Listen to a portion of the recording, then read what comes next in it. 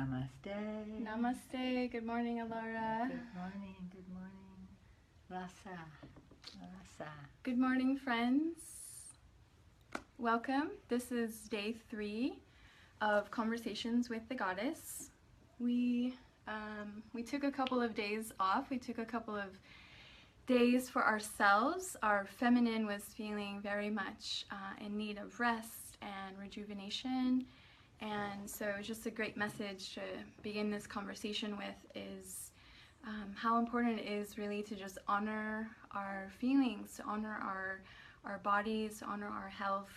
And really, when we begin to honor ourselves and honor our feelings and allow those feelings to guide us, we can continue to really be in right relation in our body and our mind and in our hearts. And in that alignment, we can really begin to attract the things that we want to attract in our lives. We can begin to just feel really good and radiate that goodness and radiate that love and that joy. And it really is, the magnetic energy of attraction.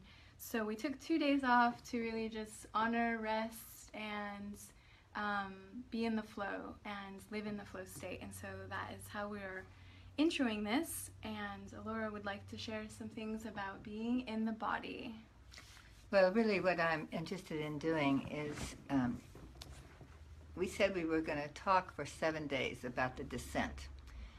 And so that conversation has been front and center in my mind, and I began to see how I could make ties between things. So I already spoke in one of the books about the heroine's journey, and that the heroine's journey is a separation from the feminine and an identification with the masculine that ultimately takes us through all the things that we want to achieve to a feeling of emptiness that becomes the descent to the goddess.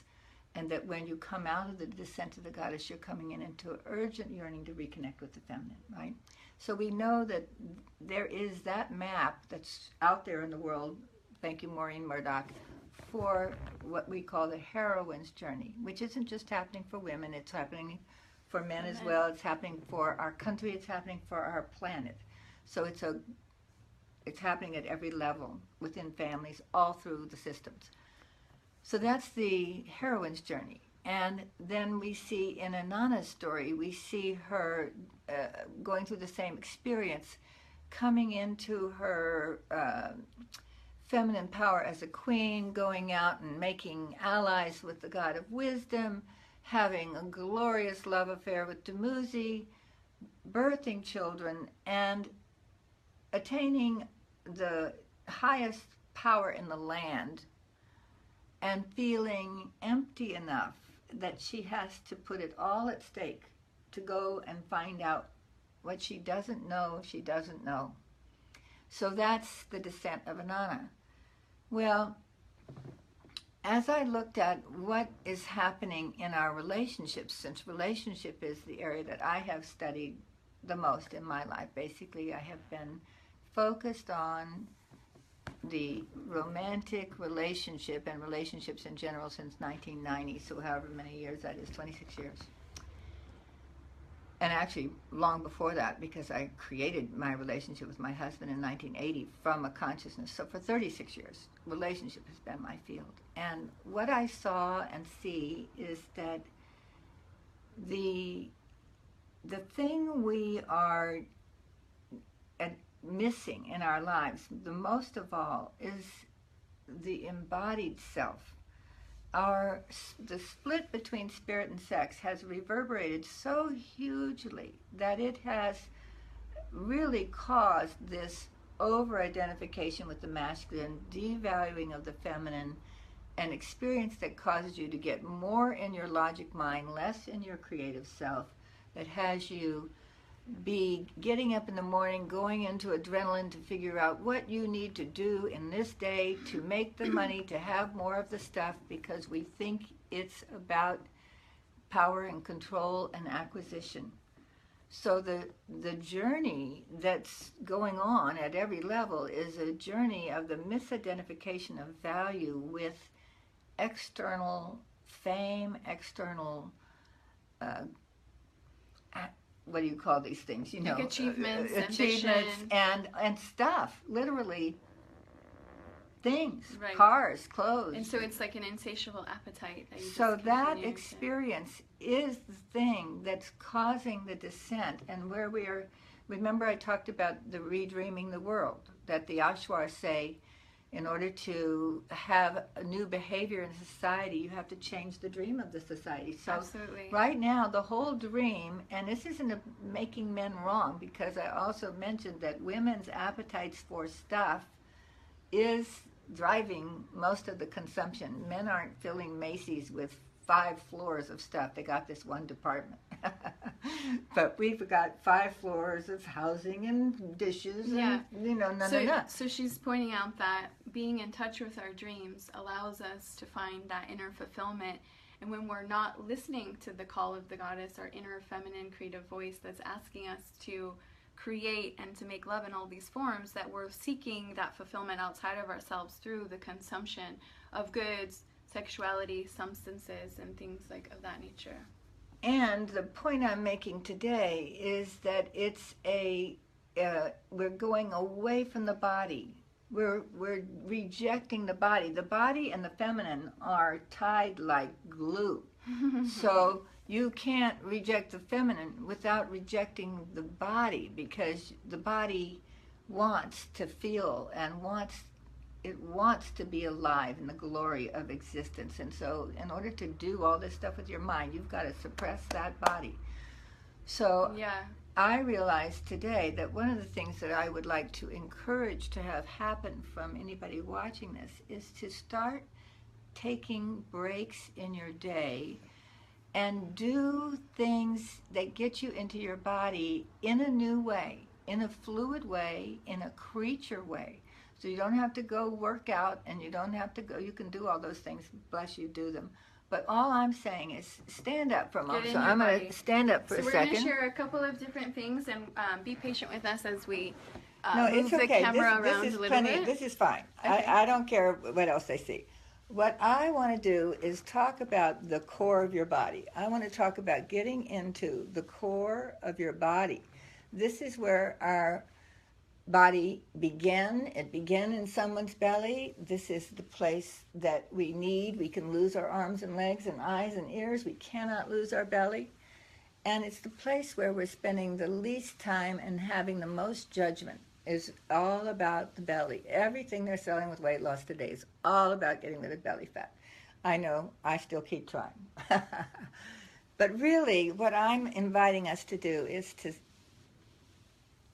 move in a way that isn't linear, that is circular, that is spiral, and get your arms up. If I could do 3 things, it'd be sink your feet in the ground, pull the energy up, get your hands up so that you go to glory, and start an experience of flow. So Allura, if so this looks really this looks okay. We're still here. We're still come here. back. Okay, so this looks really amazing for women and feels really natural for women.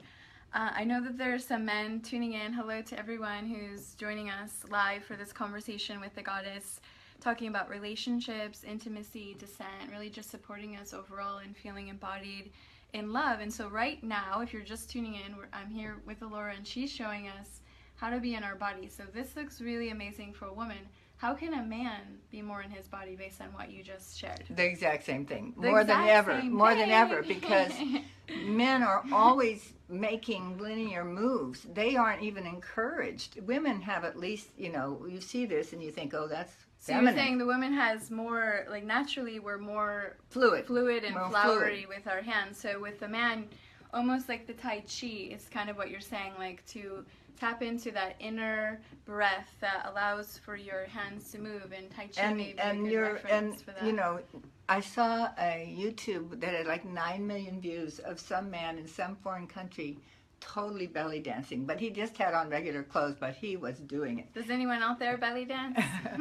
So it's more than anything, sometimes you'll see a heavy man who's free in his body and he can dance, and you go, oh, it doesn't matter what size I am. It's, am I in my body? Am I in my body? And so I want to say this is for our relationships as well. I really pray that anybody watching this will start paying much more attention in their relationship to the connection between the core of your body, even when you're doing it with women you love, or, you know, and in fact, that's... We can go back to back, actually. So this is kind of fun. This is a great, since we're just going and playing right now, we can be back to back moving and in partner yoga and combining with this connection that Alora is sharing and inspiring, which is way more fluid with the breath.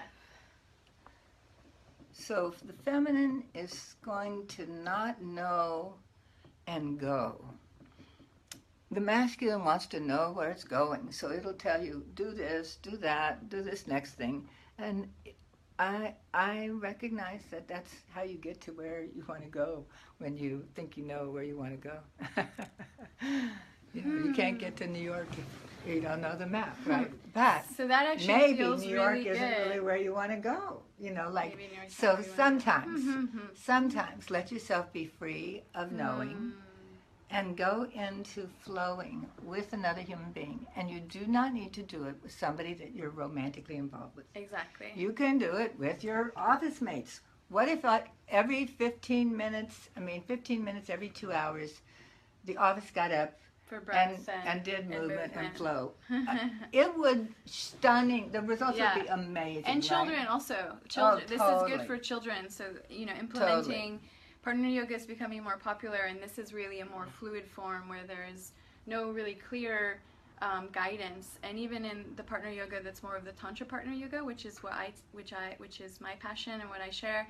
Is more of a fluid one that Alora is sharing, where you lose your mind, because when you're in yoga, you're still kind of in your mind, believe it or not. You're still listening, you're still checking. Am I doing this right? Blah, blah, blah. And, you know, I recognize that my body doesn't have the strength and the agility that it would have if I had subjected myself to that training. And I may do it, you know, but everything has its place. That has its beautiful place.